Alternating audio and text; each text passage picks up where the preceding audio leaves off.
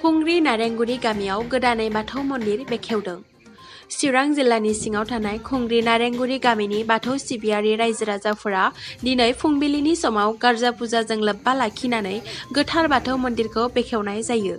फुंबिलि समाव बाथौ धोरोमनि मोनबा गाब थानाय गोथार फिरफिलाखौ गामिनि गावबुरा सुबुल मुसाहारिया बिरहोखांनायनि उनाव खुंग्रि आन्चलिक बाथौ गौथुमनि बारग' आफादगिरि कान्थलाल नार्जारिया गावनि आखाइजों गोदानै लुफुंनाय बाथौ मन्दिरखौ बेखेवना होयो।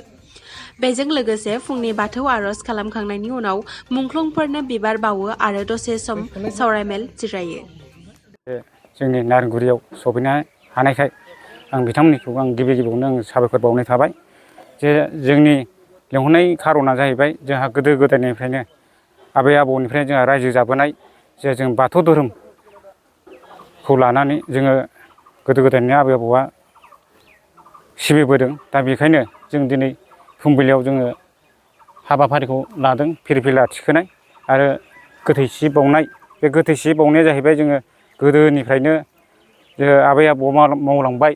दा बेहाय आं गोसोखांनो रायजो राजाया नारेंगुरिना गोसोखांनानै जोङो बे हाबाफारिखौ लानाय जादों। बाथौ सिबियारि हिसाबै नोंसिनि गामियाव साबेसे बा मोनबेसे न'खर दङ? जोंनाव 42 दं। आरो दिनैहाय मन्दिर बेखेवनाय हाबाफारिफोर लागोन नामा? दङ। बे मन्दिरखौ बानायनायाव नोंथांमोना बेसेबां बोसोर नांदों? माबोरै खस्थ' मोननांदों? बे जों मन्दिरखौ बानायनायाथ' बहुद जों खस्थ' नांबाय। रायजो राजानो जोङो थाइसे थाइनै जोङो मोदायनि फुजा होनायाव जोङो मोनसे फैसा एसे एनै फान्ड दङ। दा बेहाय जोङो एफा एनै देरा होनानै फिसा फिसौ बुथुमबाय थायो आरोखि। बेहायनो जों लासै लासै बे मन्दिरखौ लुफुंनो हादों आरोखि। आलासिफोर लेंहरदों नामा? आलासि लेंहरदों। बे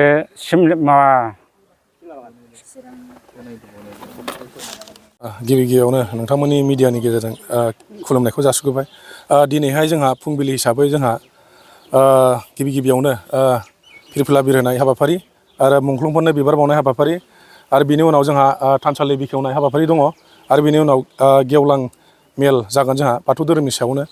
आरो बेहायनो जोंहा आलासि हिसाबै नुजाफैगोन जोंनिनो बाथौ थानसालिखौ जोंहा बेखेवफैगोन जोंनिनो खुंग्रिं बियाब दुलाराय बाथौ गौथुमनि मानगोनां बारग' आफादगिरि श्री कान्थलाल नार्जारि बिथां आरो जोंहा गेवलां मेल हिसाबै जोंहा बाहागो लाफैगोन जोंनिनो खुंग्रिं बियाब बाथौ गौथुमनिनो गाहाय नेहाथारि बारग' गाहाय नेहाथारि मुस्रि अमर सिं बसुमतारी आरो बे हाबाफारियावनो गाहाय आलासि हिसाबै बाहागो लाफैगोन जोंनिनो चिरां जिल्ला दुलाराय बर' फरायसा आफादनि बारग' लोगो आफादगिरि बिथां लफेन बरगयारी आरो बे हाबाफारियावनो बाहागो लाफैबावगोन जोंनिनो जर'खा हिसाबै बिथां जोंनिनो खुंग्रिं बियाब दुलाराय बाथौ गौथुमनिनो सासे नेहाथारि नेरसोन औवारी। दा बिथांमोना बे हाबाफारियाव बाहागो लाफैगोन।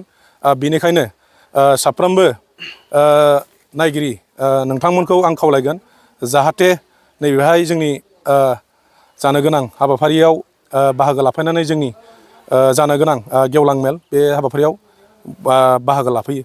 नोंथांमोना बेवहाय धोरोमनि फिरफिला बिरहोदों। बेवहाय गोजा गोथां बेबायदि गाबफोरखौ जोङो नुनो मोन्दों। बिनि मिनिंखौ नोंथाङा एसे फंनैसो बेवहाय जोङो गिबि जोंहा जाहैबाय गोजा गाब गिबियावनो गोजा गाब गोजौसिनाव। दा बेवहाय जाहैबाय जोङो सोरां एबा सानखौ बुंनाय जायो गोजा गाबाव। ओमफ्राय बिनि उनाव गाहायाव दङ जाहैबाय जोंहा गोथां एबा अख्रां गाब मानसिनि गोसोआ जेब्लाबो गुवार जायो। दा बेफोर ओंथिखौ फोरमायो। आरो बिनि गाहायाव दङ जाहैबाय गुफुर। गुफुरा जाहैबाय मोनसे गोथार एबा निस्थार बेखौ फोरमायनाय जायो। आरो बिनि उनाव गाहायाव दङ जाहैबाय जोंहा गोमो मंगलियान। थारमाने जोंनि बर' हारिया मोनसे मंगलियान हारि। दा बेखौ बुजायदों बेवहाय। आरो जोंहा लाइगां बेयो लाइगां गाहायाव दङ। बेवहाय जाहैबाय जोंनि मिथिंगा सोरगिदिं मिथिंगानि गाबा लाइगां। बिनि थाखायनो बेहाय फोरमायनाय जादों आरोखि।